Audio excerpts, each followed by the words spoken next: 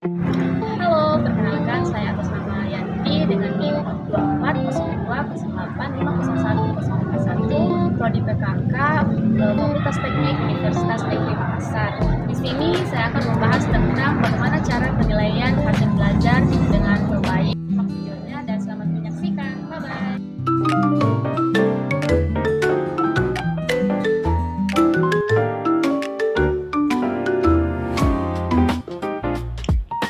Assalamualaikum warahmatullahi wabarakatuh dan shalom.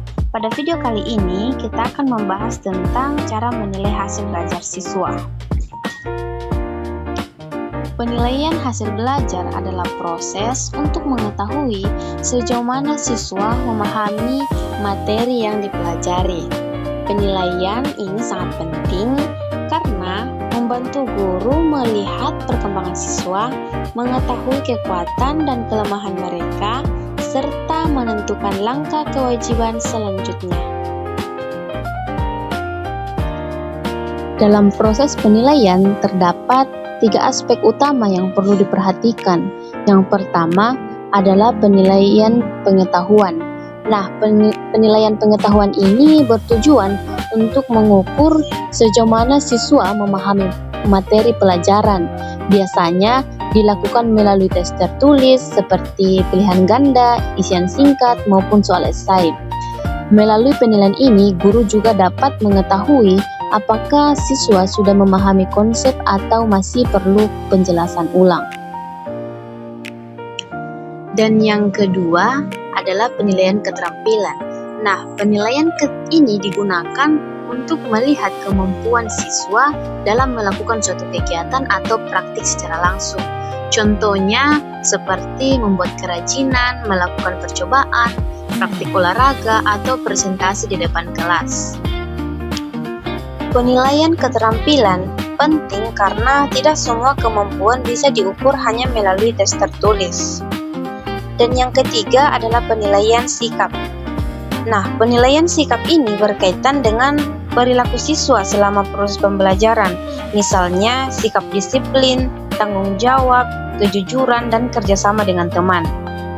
Penilaian ini biasanya dilakukan melalui observasi atau pengamatan langsung oleh guru. Agar penilaian hasil belajar berjalan dengan baik, ada juga beberapa prinsip yang perlu diperhatikan. Prinsip yang pertama yaitu objektif, artinya penilaian dilakukan secara adil tanpa dipengaruhi perasaan pribadi. Dan yang kedua itu ada adil, yaitu semua siswa dinilai dengan cara dan standar yang sama. Dan yang ketiga berkelanjutan, artinya penilaian ini dilakukan secara terus-menerus, tidak hanya sekali saja. Selain itu, guru juga perlu menggunakan berbagai instrumen penilaian agar hasilnya lebih akurat, misalnya seperti soal tes untuk pengetahuan, lembar observasi untuk sikap, dan rubrik penilaian untuk keterampilan. Dengan menggunakan instrumen yang tepat, penilaian akan berjalan lebih jelas dan terarah. Melalui penelitian yang baik, guru dapat mengetahui kelebihan dan kekurangan siswa, sehingga guru dapat memberikan bimbingan yang tepat dan meningkatkan kualitas pembelajaran di kelas. Jadi, dapat disimpulkan bahwa penilaian hasil belajar bukan hanya untuk memberikan nilai, tetapi juga untuk membantu siswa berkembang menjadi lebih baik. Demikian penjelasan saya tentang cara hasil belajar siswa. Semoga materi ini bermanfaat dan dapat membantu dalam proses pembelajaran. Saya akhiri dengan kata wassalamualaikum warahmatullahi wabarakatuh dan shalom.